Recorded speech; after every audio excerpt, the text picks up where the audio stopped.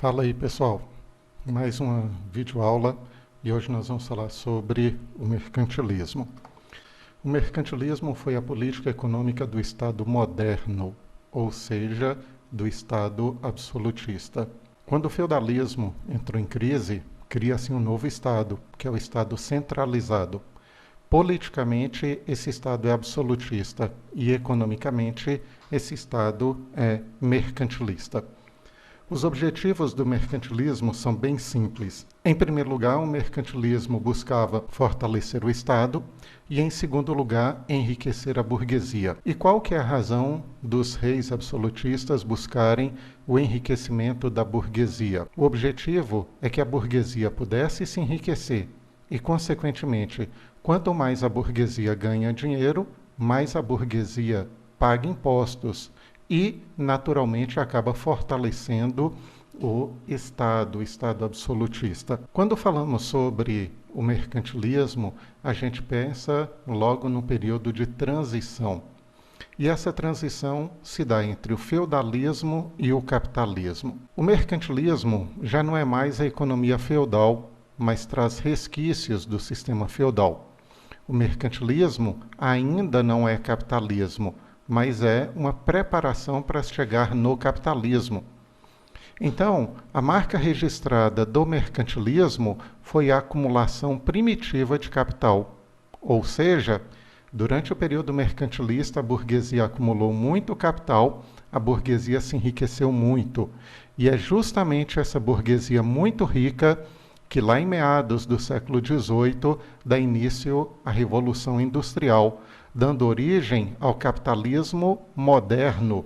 Ou seja, aquele capitalismo que tem burguesia, tem proletariado, tem fábrica ou indústria. Então, o capitalismo clássico. A nação que mais acumulou durante o período mercantilista foi a Inglaterra. Também foi a Inglaterra a primeira nação a começar a Revolução Industrial. O mercantilismo também é conhecido como pré-capitalismo ou capitalismo comercial. São dois termos que eu normalmente não uso, mas os vestibulares gostam de usar. Pré-capitalismo é uma preparação para chegar no capitalismo clássico ou capitalismo comercial, já que a principal atividade econômica que havia nesse período era o comércio. Então, o comércio tinha uma grande importância durante esse período do mercantilismo. O mercantilismo é composto por uma série de doutrinas, 5 doutrinas para ser mais exato, e nós vamos falar sobre essas 5 doutrinas para vocês.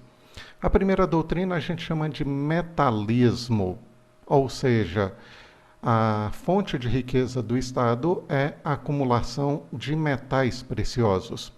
O Estado busca acumular o máximo possível de ouro e prata. Em segundo lugar, vem a balança comercial favorável, que é exportar mais do que importar. Uma exportação muito grande e uma importação menor.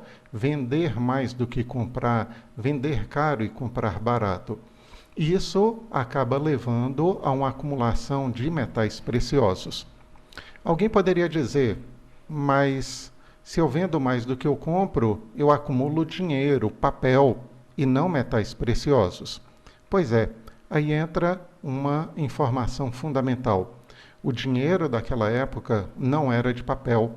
Naquele período, o dinheiro era feito de metal precioso, ouro e prata. Então, quanto mais você exportar, quanto menos você importar, mais você vai acumular metais preciosos. O protecionismo alfandegário é outra doutrina mercantilista muito importante. Ele pode ser resumido como a criação de tarifas alfandegárias por parte do governo, que é o rei absolutista, para dificultar as importações.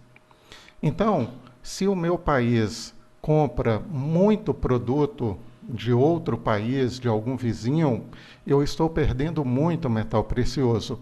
E o objetivo não é perder, é ganhar, é acumular metais. Então, qual é a alternativa que eu tenho para impedir essa compra de produtos estrangeiros? Simples. Eu coloco uma tarifa alfandegária bem alta, eu coloco uma tarifa alfandegária elevada, protecionista, para dificultar as importações. Se a população do meu país importa menos produtos, consequentemente, o dinheiro sai menos, e esse é o objetivo do período mercantilista. O intervencionismo estatal é outra característica marcante.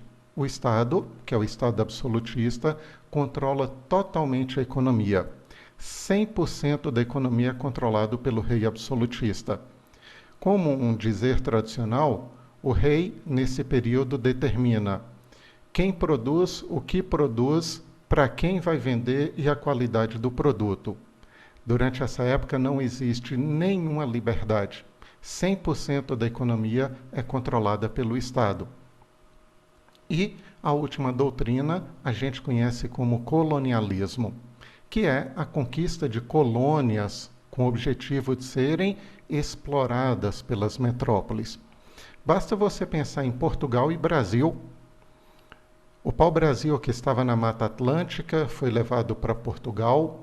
O açúcar produzido na região do Nordeste foi levado para Portugal, foi vendido para Portugal. O ouro da região de Ouro Preto foi levado para Portugal em grande quantidade e o diamante também, sem contar as drogas do sertão, da região amazônica.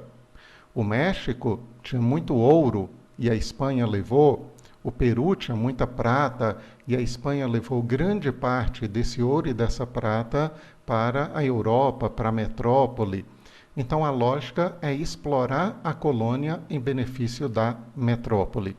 Um outro ponto marcante dentro do colonialismo é o Pacto Colonial, que determinava que a colônia só poderia vender para a sua metrópole e a colônia só poderia comprar de sua metrópole. Portanto, todos os produtos que saíam daqui do Brasil deveriam automaticamente ir para Portugal. Todos os produtos que chegavam no Brasil deveriam vir de Portugal. Essa é a lógica, sempre buscando o benefício da metrópole sobre a colônia. O mercantilismo é um só para os vários países europeus. Não existe um tipo de mercantilismo para um país, outro tipo de mercantilismo para outro. Mas a história resolveu dar nomes para o mercantilismo de um país e de outro. O mercantilismo português ficou conhecido como metalismo, em grande parte devido à grande quantidade de ouro que Portugal explorou daqui de Minas Gerais. Além disso, tem a exploração do açúcar no século XVI e XVII, que foi muito importante para a economia portuguesa. O mercantilismo espanhol foi chamado de bulionismo, e nós temos toneladas de ouro sendo extraídas do México e toneladas de prata sendo extraídas do Peru, que foram extremamente benéficas para a economia espanhola. A Espanha tem o seu mercantilismo chamado de colbertismo, devido a um homem chamado Colbert, que foi um ministro da economia muito importante, ou industrialismo. Não confundam, gente, esse industrialismo nada tem a ver com a Revolução Industrial. Industrialismo aqui se refere à manufatura, produção feita com as mãos. O termo industrialismo refere-se tão somente a fazer, a produzir, e não indústria, máquina mecanizada, como nós teremos na época da Revolução Industrial. Como a França não possuía colônias muito ricas, a França se dedicou a produzir e vender artigos manufaturados para os países ricos da Europa. Quem é rico na Europa nesse período? Quem tem muito metal precioso? Portugal e Espanha.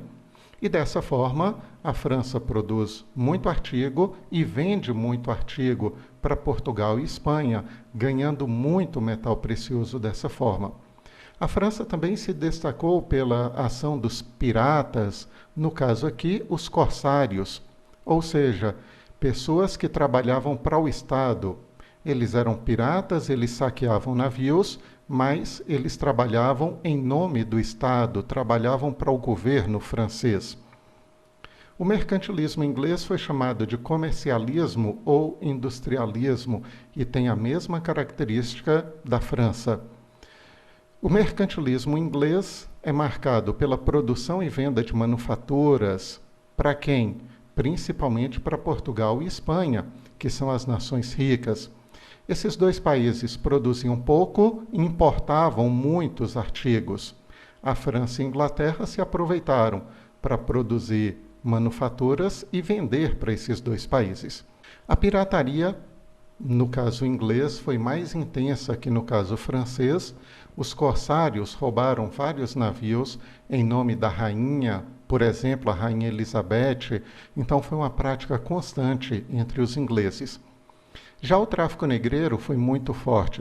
A prática de ir até a África, capturar africanos e trazer essas pessoas para a América para serem vendidos como coisas, serem vendidos como mercadorias, deu um grande lucro aos ingleses. Só lembrando que esse tráfico negreiro foi típico do século XVII até o início do século XVIII. No final do século XVIII para o início do século XIX, como a Inglaterra já tinha iniciado a Revolução Industrial, a Inglaterra se coloca como contrária à prática do tráfico negreiro. É isso aí, pessoal. Mais uma videoaula. Ficamos para a próxima.